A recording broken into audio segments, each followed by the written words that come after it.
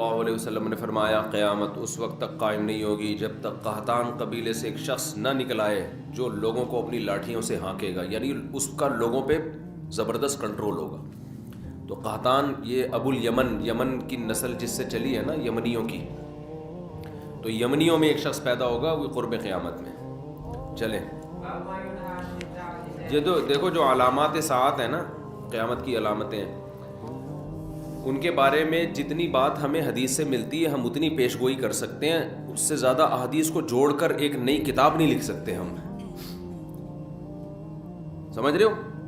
آج کل یہ بڑا مسئلہ چل رہا ہے مارکیٹ میں کہ یوٹیوب پہ کچھ اسکالرز آ رہے ہیں یا کچھ لوگوں نے نا پوری احادیث وہ جوڑ کے نا ایک پورا پیش گوئیاں کی ہوئی ہیں کہ اتنے سال میں صدام حسین دریافت ہوگا، پھر اس کے بعد یہ ہوگا، پھر اس کے بعد یہ ہوگا، پھر یہاں سے آپ ٹن ماریں گے، پھر یوں جائیں گے، پھر 300، پھر 2000 فلانے میں یہ ہوگا، تو پھر 6 میں یہ ہوگا۔ وہ جب نہیں ہوتا تو لوگ قرآن و سنت سے بدگمان ہوتے ہیں کہ دیکھو حدیثوں میں تو تھا لیکن ہوا کچھ بھی نہیں۔ ہر مجدون کے نام سے کتاب آئی تھی صدام حسین پہ، انہوں نے سب کچھ امام مہدی والی سے متعلق جتنی حدیث ہیں وہ سب فٹ کر کے، تو میں نے وہ کتاب پڑھی نہیں تھی۔ میں نے کہا یار یہ جو چیزیں نبی سے منسوس ہیں نا وہ تو ہم نے پڑھی ہوئی ہیں حدیث میں، یہ تو انہوں نے جوڑا ہے اپنے انداز سے جوڑا ہے نا۔ تو مجھے بہت لوگوں نے کہا یہ پڑھو، میں نے نہیں پڑھی، میں نے کہا میرا دل ہی نہیں آتا اس کے اوپر، پڑھ کے دماغ خراب ہوگا اور کچھ بھی نہیں ہوگا۔ تو جب صدام حسین کو پھانسی پہ لٹکا دیا نا تو وہ کتاب ہی غلط ثابت ہو گئی، کیونکہ اس میں یہ نہیں تھا کہ پھانسی پہ لٹکے گا، اس میں کچھ اور تھا کہ آگے جا کے بہت کچھ علاقے فتح کرنے اس نے۔ تو اس لیے یہ کام چھوڑ دینا چاہیے، جو چیز جتنی مبہم حدیث میں رکھی ہے اس میں کوئی حکمت ہے تو اس کو مبہم طور پر ہی بیان کرنا چاہیے۔ تو جو ہے جیسے یاجوج ماجوج کا ہے، بس اس کو اجمالی طور پر ہمارا عقیدہ ہے کہ یاجوج ماجوج دنیا میں کہیں ہیں اور ایک نہ ایک دن نکلیں گے، حضرت عیسیٰ علیہ السلام ان کو قتل کریں گے۔ تو کیا ہیں کہاں ہیں ہمیں معلوم نہیں ہے۔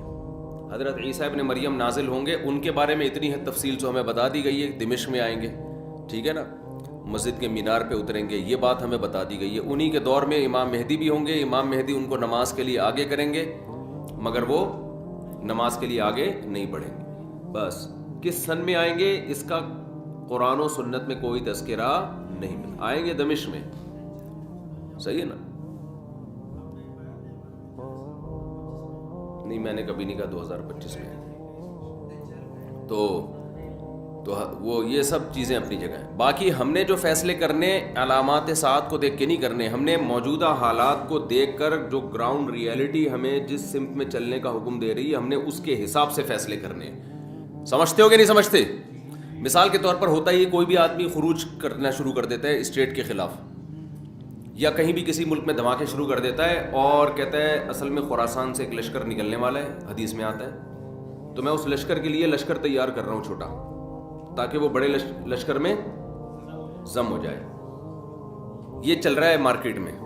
تو بس امام مہدی آنے والے ہیں، تو وہ دیکھو حدیثوں میں تو آتا ہے جب یہ ہوگا تو پھر وہ دیکھو ابھی امام مہدی آنے والے ہیں، ابھی یہ دھماکہ کرنا ہے، ہم نے فلاں جگہ بم رکھنا ہے، تو بھائی لشکر تیار ہو رہا ہے نا، تو خلاف خلیفہ بھی آ رہا ہے، تو ہم امام مہدی کے ساتھ ملیں گے۔ تو آپ کہو بھائی کب آ رہے ہیں؟ بھائی حدیثوں میں ملتا ہے دیکھو، تو وہ یہ لشکر ہوگا، اور خراسان میں ابھی دیکھو بم پھٹائے گا نہیں پھٹا، تو یہ وہی امام مہدی کا لشکر تیار ہو رہا ہے۔ بھائی ہمیں کیا پتہ یہ وہ والا ہے یا وہ والا بم پھٹا ہے، یا وہ والا جو امام مہدی کے دور میں پھٹے گا وہ بعد میں جا کے پھٹے گا، ہمیں کیا پتہ یار۔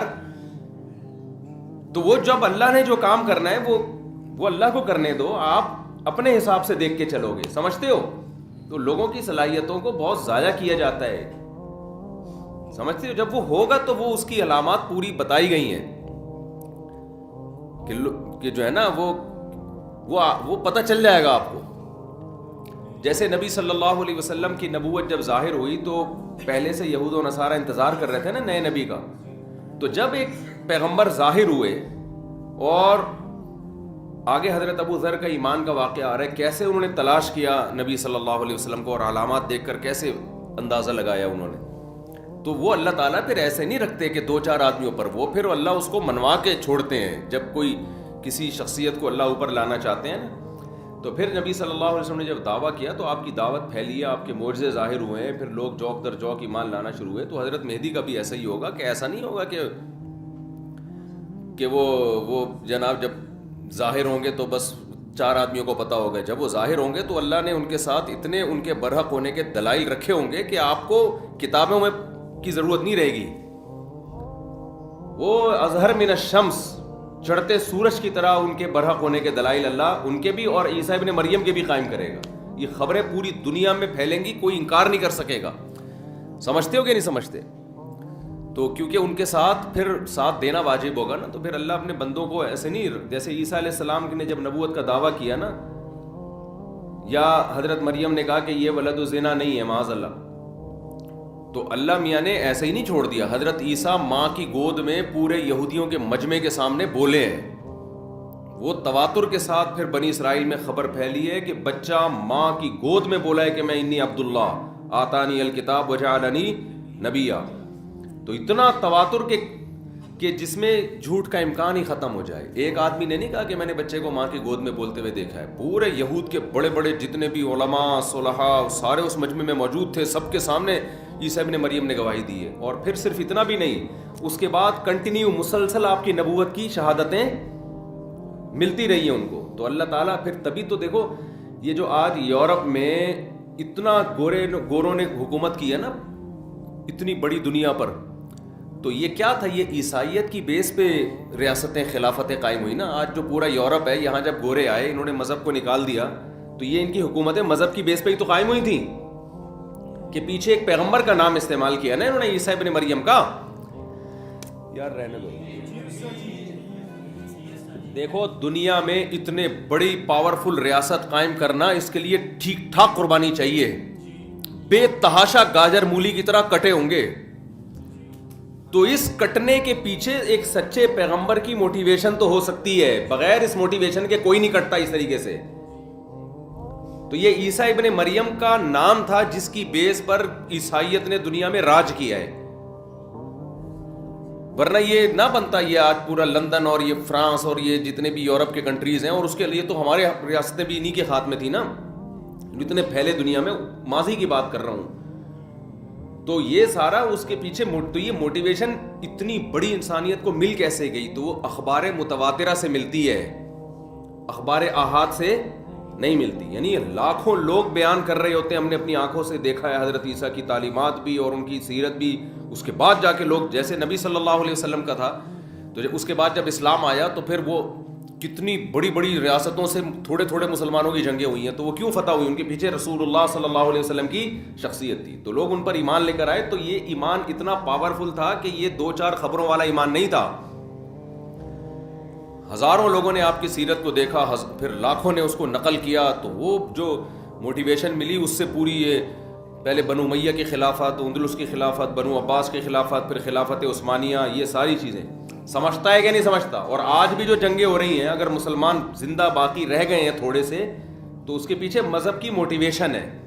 تو یہ جعلی چیزوں کی موٹیویشن اتنی پاورفل نہیں ہوتی. بتانے کا مقصد یہ ہے. تو یہ خود یہ جو سب سے پہلے یہودیوں نے دنیا پہ حکومت کی، پھر عیسائیوں نے، پھر اسلام نے، تو ہمیشہ بڑی بڑی ریاستیں آسمانی مذہب ہی کی قائم ہوئی ہیں. تو خود یہ بات بھی آسمانی مذاہب کے سچے ہونے کی دلیل ہے. کسی باطل بیس پر اتنی بڑی ریاستیں قائم ہوتی نہیں ہیں، کیونکہ اس کے لیے ٹھیک ٹھاک قربانی چاہیے. وہ قربانی حب مال اور حب جاہ والے دیتے نہیں ہیں، الا یہ کہ پاور بہت ہو تو پھر دے دیتے ہیں. وہ پھر تو قربانی رہتی نہیں نا. عمرو ابن دینار کہتے ہیں، حضرت جابر بن عبداللہ رضی اللہ عنہ کو یہ کہتے ہوئے سنا کہ ہم نے نبی کے ساتھ ایک غزوہ میں شریک ہوئے تو مہاجرین میں بھی کچھ لوگ آپ کے ساتھ آ گئے، حتیٰ کثروا، مہاجرین بہت ہو گئے. وکان من المہاجرین رجل اللعاب، مہاجرین میں ایک شخص تھا جو مزاح بہت کرتا تھا. ان کی عادت کیا تھی؟ مزاح کی. تو انہوں نے کیا کیا؟ فکسا انصاریا، کسی انصاری صحابی کے جو پشت ہے نا اس پہ ہاتھ مارا، کولوں پہ ہاتھ مارا ایسے مذاق میں. ان کو غصہ آ گیا. فغضب الانصاری غضبا شدیدا، بہت سخت غصہ آ گیا انصاری کو. حتیٰ تداعوا، ایک دوسرے کو بلانا شروع کر دیا، بھائی اس نے مجھے تنگ کیا ہے، آئے ہو بھائی ذرا اس سے انتقام لیتے ہیں. انہوں نے کہا، جب لڑائی شروع ہوئی تو انصاریوں نے کہا کہ یا الانصار، اے انصاریوں ادھر آ جاؤ. سارے انصاری جمع ہو جائیں، ان سے ہم نے جھگڑا کرنا ہے. تو مہاجر نے کہا کہ اے مہاجروں ادھر آ جاؤ. تو اب یہ قوم پرستی کی جنگ شروع ہو گئی نا بھائی. وہ کہہ رہے ہیں کہ جو بھی انصار ہیں وہ ادھر آ جائیں. مہاجروں نے کہا جو مہاجر ہیں ادھر آ جائیں. نبی صلی اللہ علیہ وسلم نے نکلے تو فرمایا، ما بال دعوی اہل الجاہلیہ، یہ جاہلیت والے دعوے کا کیا حال ہے؟ یہ کون سے تم باتیں کر رہے ہو. اب دیکھو یہاں قومیت کا استعمال کس کے لیے ہو رہا ہے؟ لڑوانے کے لیے. یہاں قوم پرستی تعصب ہے، حرام ہے، ناجائز ہے. نبی نے قوموں کے حوالے بھی دیے اور یہاں پر آپ قومیت سے منع کر رہے ہیں. ذرا سی جنگ ہو پنجابیوں میں اور پٹھان ہیں، ہم پنجابی ہیں، اس موقع پہ یہ نعرہ ناجائز اور حرام. اور آج کل یہی چل رہا ہوتا ہے، ہم بھی ہیں، ہم بھی پنجابی ہیں، ہم بھی پٹھان ہیں، ہم بھی مہاجر ہیں. تو ایک دم ایسی جنگ چھڑتی ہے کہ پھر لاشیں اٹھانا مشکل ہو جاتا ہے. ایسا مذاق بھی ٹھیک نہیں ہے نا. تو بس غلطی ہوئی نا ان سے، تو ان کو تھوڑی پتا تھا کہ یہ ہو جائے گا. تو آپس میں بھی ایسے مذاق نہ کیا کرو بھائی. اچھا بھائی، نبی صلی اللہ علیہ وسلم نے کے لیے فرمایا فقال النبی صلی اللہ فخرج النبی فقال. بھائی یہ حدیث کل پڑھیں گے، استاد جی آ نہ جائیں، نہیں آئیں گے تو پھر مکمل کر لو. تو میرے بھائی فقال النبی تو نبی صلی اللہ علیہ وسلم نے فرمایا ثم قال ما شانهم، آپ نے فرمایا کیا ہوا ان کو؟ فاخبر بکسعۃ المہاجری الانصاریہ، صحابہ نے بتایا کہ انہوں نے ایسے مذاق کیا تھا. اس کے بعد جنگ شروع. فقال نبی صلی اللہ علیہ وسلم دعوها فانها خبیثہ، آپ نے فرمایا اس نعرے کو چھوڑ دو، یہ خبیث ہے. یعنی قوم پرستی کا نعرہ کیا ہے؟ خبیث. ایک حدیث میں آتا ہے منتنا، بدبودار. وہ جو بچہ بکری کا بچہ نہیں پڑا ہوا ہوتا کچرے میں، مردہ بچہ، تو اس سے جو اس کو بھی منتنا کہتے ہیں نا، بدبو پھیلا رہا ہے. تو یہ قوم پرستی کا نعرہ کیا ہے؟ بدبودار.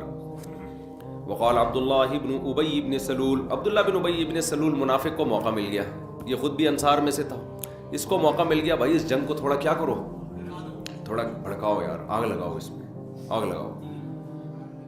اقد تداعوا علینا، انہوں نے کہا تداعوا علینا، انہوں نے کہا اچھا یہ مہاجرین نے ہم پر اپنی قوم کو بلایا ہے ہم سے لڑنے کے لیے. لئن رجعنا الی المدینۃ لیخرجن الاعز منها الاذل. تو کہنے لگے کہ اچھا ہم نے تو ان لوگوں کو پناہ دی ہے مکہ میں، مدینہ میں، یہ کمزور لوگ تھے، ہم نے مدینہ میں ان کو پناہ دی ہے اور یہ ہم سے لڑنے کی باتیں کر رہے ہیں. ہم واپس جائیں گے تو ہم جو عزت دار لوگ ہیں معاذ اللہ ان رسوا لوگوں کو نکالیں گے.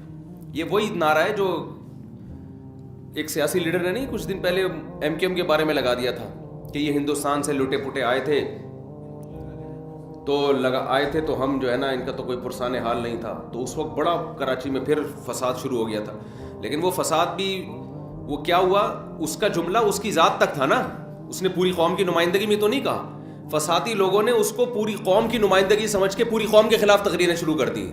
تو جیسے وہ فسادی تھا نا، ایسے یہاں سے بھی جو رپلائی گیا وہ بھی کس پر مبنی تھا؟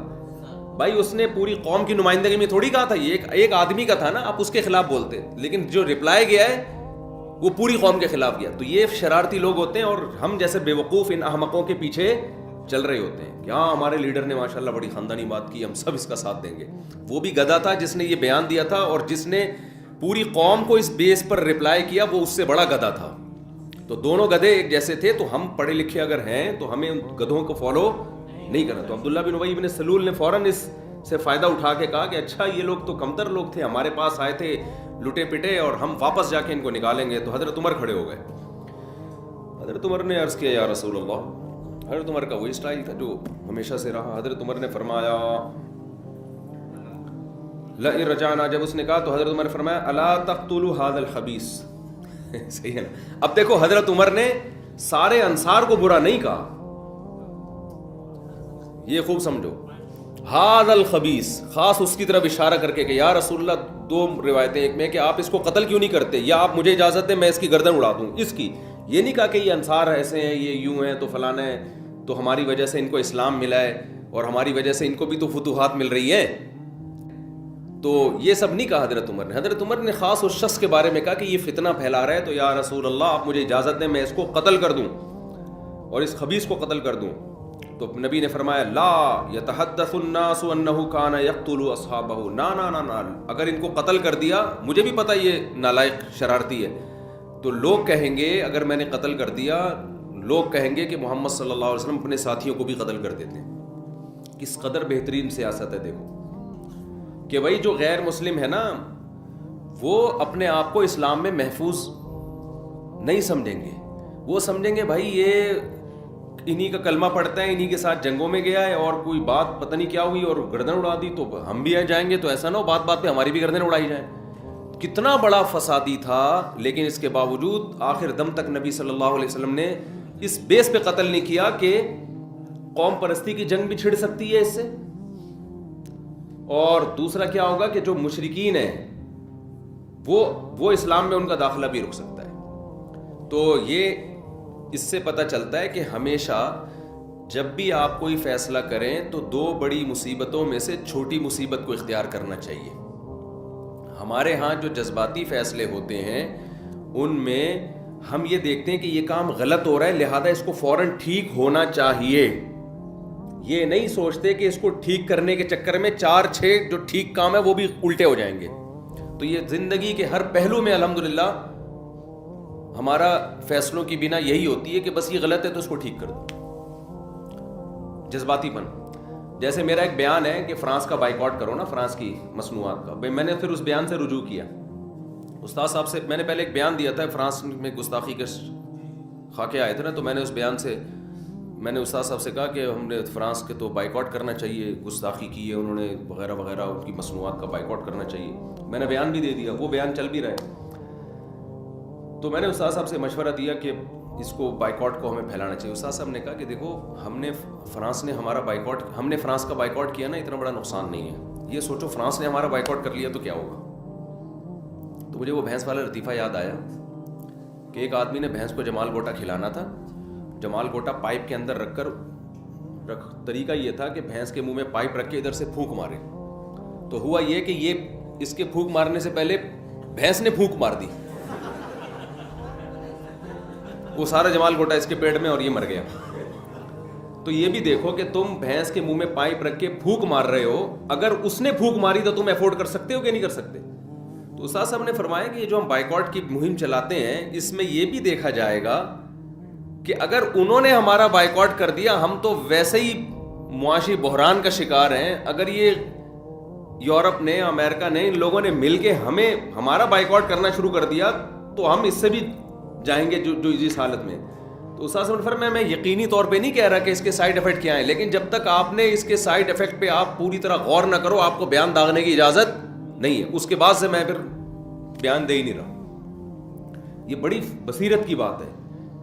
حضرت نے یہ نہیں فرمایا کہ واقعی بائیکاٹ کرے گا یا بائیکاٹ کرنے کا ہمیں نقصان ہوگا، ہو سکتا ہے کوئی نقصان نہ ہو ہمیں، لیکن کہا کہ جب تک آپ کو نالج نہ ہو نا ان سب چیزوں کی، اتنی اپر لیول پہ جا کے یا ایسے لوگوں میں مل بیٹھ کے کہ حاکم کی مجبوری بھی تو ہو سکتی ہے نا بائیکاٹ.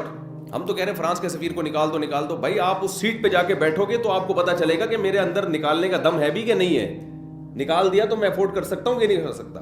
تو جذباتی تقریریں، روڈ بلاک کرنا، یوں کر دینا، یہ تو نیچے کے لوگ کر رہے ہوتے ہیں. جو اپر لیول پہ ہوتا ہے وہ کبھی غلط بھی کر سکتا ہے، 2 نمبری بھی کر سکتا ہے، لیکن بعض دفعہ وہ مجبور بھی ہوتا ہے. تو جب تک آپ نہ ملیں کسی سیاسی لیڈر سے اور جو اپنے حاکم سے، وہ جب تک آپ کو اس کے سامنے کیا مجبوریاں ہیں یا تو بیان دو ہی نہیں، دو تو پھر پورے پروسیس سے گزرنے کے بعد ایک رائے قائم کریں. آپ اس سے پہلے آپ کو رائے قائم کرنے کی اجازت نہیں ہے. سمجھتے ہو یہ نبی کی سیرت سے ہی میں پتہ چلتا ہے. اتنا بڑا منافق تھا لیکن آپ نے گردن نہیں اڑائی اس کی، اس لیے کہ جو امیج دنیا میں جاتا وہ امیج اچھا نہیں جاتا. تو کس کو دنیا میں بتاتے کہ بھئی یہ منافق تھا، یہ 2 نمبر تھا، تو یہ تو اس کو ایکسپلین کرنا اچھا خاصا مشکل کام بن جاتا ہے. سمجھتے ہو کہ نہیں سمجھتے؟ ارشاد.